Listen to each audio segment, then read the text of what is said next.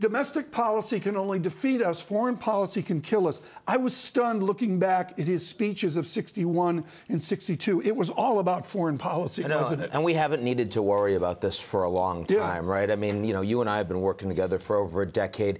At no point would I have said, oh, I could see the route to major military conflict between powers. You can't say that anymore. This geopolitical recession that we've entered into means that traditional alliances are falling apart. The Americans are going their own way. An independent America is shedding the burdens, both of multilateralism as well as of its traditional alliances. And that means not only that you weaken that architecture, but also that the trust that keeps countries... The trust is evaporating. The trust is evaporating. And those are the things that whenever you do have a crisis, that allows you to back away. Okay, here's the issue, folks. I could spend an hour with Ian Bremmer, an hour with Guy Johnson, an hour with Noah Rubini, Dom Barton, 2 hours, Larry Summers, well, 10 minutes. But let me go to Dom Barton here. What is the confidence, if Dr. Bremmer's talking about a lack of trust in international relations, how does that fold over to the confidence of the corporate America you speak to each and every day? Well, I think it does affect it. I mean, the only thing I would say, as Ian writes in this report, is I think as business, we're used to kind of the 8 to 10 year cycles. Boom, bust. This is more a long wave cycle. So on the one hand, people are nervous, but they don't see anything actually changing significantly.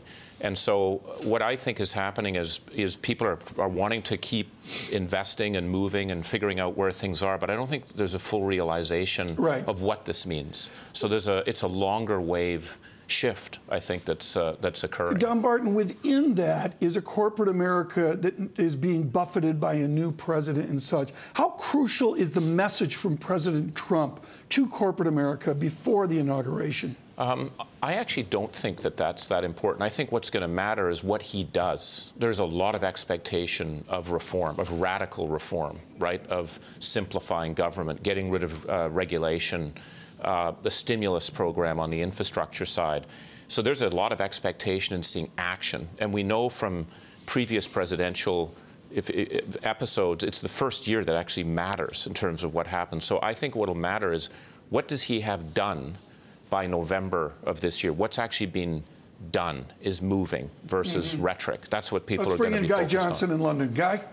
Ian, how quickly will the world come to understand Donald Trump? Do they understand him now? How quickly will it take for them to understand him if they don't understand him? Well, I mean, they understand certain things, right? So the Chinese government absolutely gets that they have opportunities to develop the importance of their economic models and preferences to build their alliances because the U.S. won't be doing as much. They see that now. They're acting as such. And you see it with Xi Jinping's speeches absolutely everywhere. But that's very different from saying how countries are going to interact with him directly. What does the U.S.-Russia relationship look like? It's very clear that when Trump comes in, irrespective of what the intelligence community says, he's going to work with Putin. But we don't know how long, how durable, how sustainable that is, because the fundamental interests of U.S. and Russia don't actually align in lots of places, right? What's going to happen between Trump and Merkel? Very cold and cautious, the way Merkel responded to Trump when he won, said, we congratulate you, but only if you have the values and uphold them that we've had in the traditional relationship. That's not the way a German chancellor reacts to a U.S. presidential election. What's that first summit meeting going to look like? You're going to, I mean, just in the run-up to this inauguration, we've been making history every day with what Trump's been tweeting, but he hasn't done anything yet. So let's be very clear that what Trump does on the global stage is going to make history from January 20th over the course of 2017, and that is the principal driver of risk in the global markets today. Dominic Barton, when you look at how the corporate world is going to respond, we're already getting an understanding of how corporate America is going to react.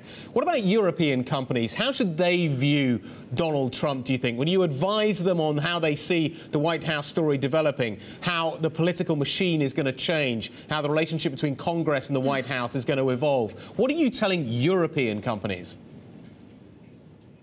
Well, I think what we're saying is that the United States is going to remain and maybe even be seen as a very significant growth market. That's the potential. I mean, he has to do something on it, but that's where people are looking at it saying there may be a significant opportunity for growth, to invest, to do things in the United States. To the most important statement in your top risks of 2017, the death of Pax Americana. Help me here with American exceptionalism. Do we have the checks and balances in place to push against a resolute unilateralist like President Trump? I think the answer is no, and part of the reason for that is what Dom just said.